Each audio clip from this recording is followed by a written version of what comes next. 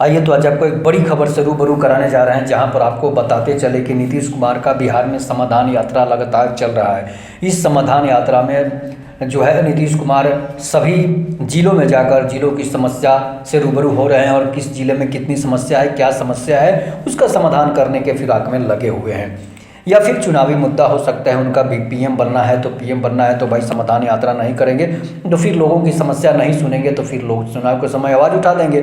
लेकिन नीतीश कुमार जो है वो बेरोजगार सांख्यिकी स्वयंसेवक, जो 72,000 बेरोजगार सांख्यिकी स्वयंसेवक है, उनकी समस्या का समाधान ये करने वाले नहीं है। मैं आपको गारंटी देता हूँ कि नीतीश कुमार जिस तरह से बेरोजगार 72,000 बेरोजगार सांख्यिकी स्वयंसेवकों के पेट पर लात मारकर बैठे हुए हैं, मतलब उनकी नौकरी खा कर बैठे हुए हैं, उससे जाहिर होता है कि नीतीश कुमार बेरोजगारों के लिए कितनी सख्त है और कितनी उनसे नफरत करते हैं और फिर कितनी बेरोजगारों से उनकी बेरोजगारी पर बड़ा ध्यान देते हैं। इसलिए कि 72,000 बेरोजगार जो हैं वो 2012 से लेकर 2016 से बेरोजगार हैं। मतलब 2012 में ये बहाली निकली हुई थी जिसमें प्रतियोगिता परीक्षा भी हुई थी और उस बहाली में होने के बाद 2012 में सरकार ने काम दिया, 2013 में काम दिया, मतलब 2013 तक सरकार ने काम दिया। इसके बाद सरकार जो है सांख्यिकी स्वयंसेवक के कुछ सामाजिक तत्व के जैसे लोग होते हैं, सभी विभागों में होते हैं, उस तरह सांख्यिकी स्वयंसेवक में भी कुछ ऐसे बेरोजगार उदंड मतलब कर्मचारी थे जिन्होंने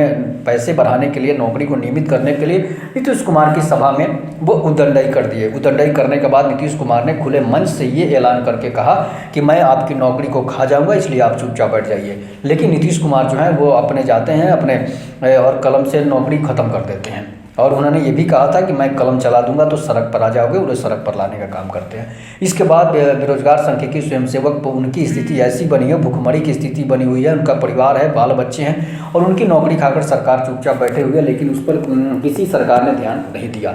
जब राजद की सरकार से थे, मनोज झा, जीतन राम मांझी और भी बहुत सारे, नंदकिशोर यादव ने भी बोला था कि सांख्यिकी स्वयंसेवकों का पैनल रद्द करना ये समझिए कि समाज में बेरोजगारों के प्रति जहरीला चीज़ है। लेकिन फिर भी नीतीश कुमार के कानों तक जू नहीं रहेंगी और नीतीश कुमार आज तक सांख्यिकी बेरोजगारों को सड़क पर ही रखे हुए हैं, उनको कभी कुर्सी पर बैठने के लिए नहीं मिलेगी। सरकार तो खुद कुर्सी पर बैठेगी लेकिन सांख्यिकी बेरोजगारों को कुर्सी नहीं मिलेगी, आपको काम नहीं मिलेगी। ऐसा सरकार जो है ऐसा सोचती है, समझिए कि नीतीश कुमार सोचते हैं। इसलिए कि नीतीश कुमार ने कसम खा लिया है कि मैं 72,000 सांख्यिकी स्वयंसेवकों को सड़क पर ही रखूंगा, चाहे मेरी सरकार रहे या नहीं रहे। इसके बाद आपको बताते चले कि बेरोजगार सांख्यिकी स्वयंसेवक 2012 में क्रॉप कटिंग का काम किए हुए थे, जातीय जनगणना आर्थिक गणना का भी काम किए हुए थे।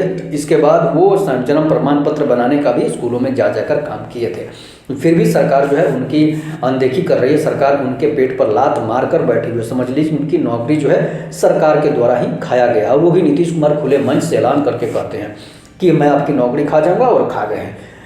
तेजस्वी की सरकार में जब सांख्यिकी स्वयंसेवकों ने ज्ञापन दिया तो तेजस्वी ने अपनी घोषणा पत्र में डाला कि अगर मैं मुख्यमंत्री या उप मुख्यमंत्री बनूंगा तो मैं आपकी नौकरी कर दूंगा। लेकिन इसके बाद भी तेजस्वी यादव तो उप मुख्यमंत्री बन गए, लेकिन अभी उस बात पर ध्यान नहीं जा रहा, इसलिए कि वो वादा को भूल जाते हैं। नेताओं का ये पेशा होता है कि वो वादा करते हैं और भूल जाते हैं। जैसे कि मोदी सरकार ने 2 करोड़ रोजगार देने की बात करके उसको जुमला साबित कर दिया, उसी तरह नीतीश कुमार भी हैं। जब 10 लाख नौकरी देने की बात करते हैं, अब सरकारी नौकरी देने की बात करते हैं और फिर 72,000 लोग बेरोजगार घूम रहे हैं, 2012 से बेरोजगार घूम रहे हैं, जिनकी उम्र भी एक्सपायर हो चुकी है, जिनकी उम्र भी खत्म हो जाती है, वैसे लोगों के लिए आप क्या कर रहे हैं?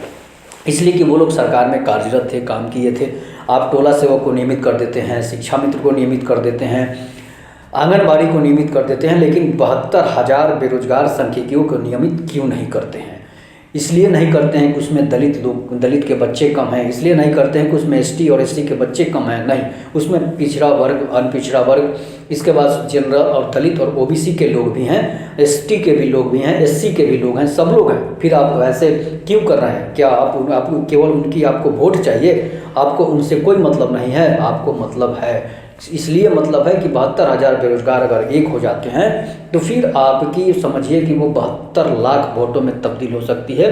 लेकिन अफसोस की ये बात है कि सांख्यिकी स्वयंसेवक भी अपने जातीयता का झंडा टांगे हुए हैं, नेता उसके हैं जो नेताओं के चटुकारिता करते हैं और सांख्यिकी स्वयंसेवक के जितने भी नेता हैं वो कभी खुल के आज तक आवाज़ नहीं उठाए हैं और ना उठाएंगे, इसलिए कि उनको अपना नेता बनना है, उनको अपने जाति के नेता से मतलब है। इसलिए वो आवाज़ नहीं उठा सकते हैं। सांख्यिकी स्वयंसेवक में ऐसे नेता की जरूरत है जो कि सांख्यिकी स्वयंसेवकों की आवाज़ नीतीश कुमार के विधानसभा तक पहुंचाए, डरे नहीं।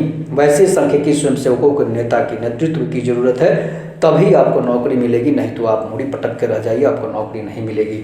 इसके लिए सांख्यिकी स्वयंसेवकों को अब सत्याग्रह करने की जरूरत है। जब तक आप सत्याग्रह आंदोलन नहीं कीजिएगा, आपको नौकरी नहीं मिलेगी।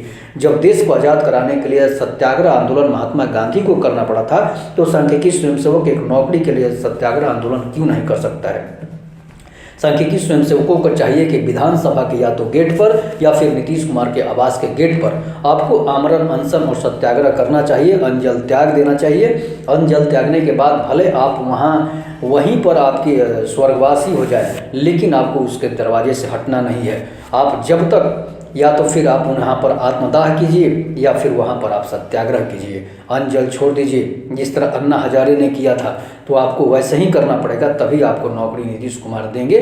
नहीं तो ये नीतीश कुमार बेरोजगारों की सुनने वाले नहीं है। इसलिए कि नीतीश कुमार के आप लोग 20 साल से सरकार चला रहे हैं, मुख्यमंत्री बदल रहा है, लेकिन आदमी नहीं बदल रहा है। मतलब उसका मानसिकता नहीं बदलेगी जब तक आप उनको हटाएंगे नहीं, या फिर उनको आप चेतावनी नहीं देंगे, या फिर उनको आप दिखाएंगे नहीं, तब तक आपको नौकरी नहीं मिलने वाली है। तो एक बहुत बड़ी खबर थी।